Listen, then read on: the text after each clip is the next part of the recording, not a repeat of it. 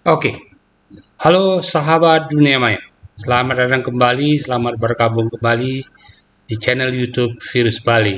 Itu channel resmi dari Lab Biomedik dan Biologi Molekuler Fakultas Kedokteran Hewan Universitas Udayana. Saya Mahardika, Profesor Gusti Ngurah Mahardika, Profesor Virologi dari Universitas Udayana. Kali ini saya akan memberikan update kembali tentang situasi yang terakhir tentang pandemi COVID-19 di dunia. Untuk diketahui yang pertama bahwa virus COVID masih di sekitar kita, dan yang kedua ada banyak isu munculnya varian-varian baru seperti varian XBB dan lain sebagainya. Itu yang patut kita carikan klarifikasi bagaimana situasi yang sebenarnya. Jadi sekali lagi saya akan membrowsing situs-situs resmi dari WHO, kemudian juga melihat bagaimana proporsi vaksinasi di dunia, kemudian untuk melihat di mana pertama adalah di mana aktivitas virus ini terjadi belakangan ini dan di mana saja apa yang kira-kira menyebabkan hal itu terjadi. Yang pertama kita lihat bahwa ini dari situs resmi WHO dari berbagai wilayah geografis WHO dunia. Maka di sini kita lihat bahwa aktivitas virus ini adalah kita lihat dari kasus ya, dari kasus itu yang terjadi belakangan ini memang terjadi tren yang sudah menurun, tapi dalam waktu 1 bulan terakhir ya itu peningkatan kasus terjadi terutama di daerah Pasifik Barat. Jadi kita lihat ini daerah Pasifik Barat. Ini menjadi kasusnya baik dalam kasus maupun dalam hal kematian. Kita lihat dari kematian, tapi kemudian kematian terjadi di relatif sudah terjadi penurunan, tetapi tidak terjadi di Western Pacific tadi.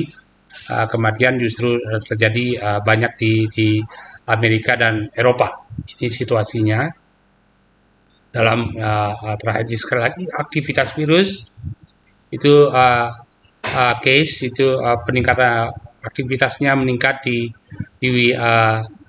daerah yang ungu ini di daerah Pasifik Barat, sedangkan death itu kurang lebih aktivitas tinggi juga hampir merata di Eropa, di Pasifik Barat dan di Amerika. Nah, yang disebut dengan wilayah WHO Pasifik Barat ini adalah Pasifik Barat. Ini termasuk adalah Jepang, Korea, Cina, kemudian Vietnam, Laos, kemudian Malaysia dan Singapura, Brunei Darussalam, Filipina, Australia, Papua New Guinea, Selandia Baru dan kepulauan di Pasifik. Sementara Indonesia termasuk wilayah Southeast Asia, yaitu gabung dengan Indonesia, kemudian Thailand, Malaysia dan India dan seterusnya. Jadi ini termasuk jadi aktivitas virus itu belakangan ini 1 bulan terakhir ini masih meningkat di Pasifik Barat atau West Pacific ya. Nah, di mana kemudian di West Pacific saya telusuri satu persatu dari Worldometer, jadi Worldometer COVID, yaitu ini adalah di Korea Selatan. Jadi Anda perhatikan ini Korea Selatan terjadi peningkatan dan sekarang sudah terjadi penurunan. Dan kemudian juga demikian juga dalam hal fatalitas ya di Korea Selatan terjadi peningkatan dan kemudian terjadi penurunan. Ya, kemudian yang kedua adalah Taiwan. Nah, ini yang unik sekali. Taiwan ini terjadi letupan kasus yang luar biasa dari sejak bulan Juli Agustus 2022 dan kemudian juga terjadi peningkatan luar biasa fatalitas di sana, meskipun sekali lagi situasi sekarang per saat ini itu sudah relatif landai dan sudah menurun. Tapi artinya jadi di sini jelas menunjukkan aktivitas virusnya itu adalah di Pasifik Barat, terutama adalah Korea Selatan, kemudian Jepang dan Taiwan ya. Taiwan ini, Jepang ini, dan Taiwan ini yang kasus masih belum relatif masih belum menurun, tetapi kemudian demikian juga fatalitas. Jadi meningkat ini aktivitas virus jelas dari data ini di Asia, apa namanya, di Pasifik Barat, West Pasifik, terutama adalah di Taiwan, Jepang, dan Korea Selatan. Sementara kasus yang relatif belum menurun dengan tajam itu di daerah Taiwan. So ini menarik sekali. So apa yang membuat ini? Kita lihat dari data vaksinasi, ya. Dari data vaksinasi itu Taiwan, Korea Selatan, dan Jepang ini sebenarnya daerah wilayah yang sudah vaksinasinya mencapai di atas 80%. Jadi ini sudah sangat tinggi coverage vaccination-nya. Jadi ini mereka sudah memvaksinasi lebih dari 80% dari penduduknya. Nah, ini menarik sekali. Why? Itu seperti ini. Apakah munculnya varian-varian baru dan lain sebagainya, ya. Nah, kalau kita lihat kemudian virusnya sendiri di dunia, sebenarnya virusnya masih Omicron. Jadi yang dominan di dunia ini adalah strain Omicron, dan strain Omicron ini sudah berevolusi itu menjadi paling tidak 1, 2, 3, 4, 5, lebih dari 5 subvarian atau turunannya sendiri, tetapi masih tergolong sebagai satu turunan virus Omicron. Nah, kita lihat sekarang timbulnya varian-varian atau subvarian baru, ya, seperti XBB yang banyak disampaikan di media massa internasional, terutama munculnya di Singapura. Apakah virus ini juga dominan di Taiwan, Jepang, dan Korea Selatan? Mari kita lihat. Ya, ini kemudian. Nah, ini. Jadi kita lihat di sini kalau misalnya Singapura, ya, Singapura yang dilihat memang Singapura, ya, ya. Jadi kita lihat di Singapura yang kita lihat dalam waktu 1 bulan terakhir saja, atau sejak paling tidak sejak Juli, ya, 1 Juli 2022 kita lihat, ya. Dan kemudian apakah di sana virusnya di sini memang yang dominan yang disebut dengan XBB, ya, yang varian XBB yang disebut dengan dominan itu ada 240 varian yang tercatat yang disebut dengan XBB, ya. Sementara ini sebenarnya lagi kalau kita kurangi lagi waktunya sampai sejak 1 Agustus, ya. Jadi ini varian XBB ini baru muncul pada mulai 1 Agustus 2022. Ini Singapura.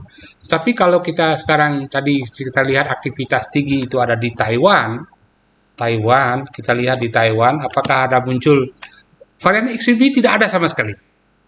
Jadi yang letupan yang luar biasa yang cukup melonjak belakangan ini di Taiwan bukan disebabkan oleh varian XBB ini. Jadi oleh varian yang lain atau varian yang oleh Omicron yang lain. Jadi bukan tidak sama. Jadi yang kalau tadi banyak diisukan munculnya varian baru atau subvarian baru XBB di Korea, di Singapura, yang penyebab di Taiwan itu tidak ada yang tidak ada strain atau subvarian XBB ini. Kita lihat Jepang misalnya, apakah ada juga varian ini? Ya, juga tidak ada. Ya, kita lihat di Korea Selatan, ya, South Korea, ya, South Korea hanya dua data, ya, hanya dua data virus varian XBB yang dilaporkan di Korea. Sedangkan kalau yang dilaporkan dari total, ya, dari total yang ada di Korea, jadi itu ada 17.000 sejak 1 Agustus 2022 itu ada 17.505 data dan hanya 2 yang varian XBB. Jadi kalau kemudian varian ini dianggap sebagai bertanggung jawab terhadap letupan kasus di Singapura, itu jelas sekali ini varian yang tidak bertanggung jawab untuk yang kasus di Taiwan dan juga di Korea Selatan. Kita lihat di Jepang, Ya, kita lihat di Jepang ini sebagai ya ada 53.000 apa namanya 53.000 virus baru yang direkod sejak 1 Agustus 2022 dan kemudian yang tergolong varian XBB kita lihat di sini 14 virus. Jadi relatif sedikit. Jadi sekali lagi letupan yang nampaknya aktivitas yang meningkat di Pasifik Barat itu bukan karena varian XBB. Jadi kemungkinan oleh karena varian yang lain apa itu ini menarik untuk kita pelajari.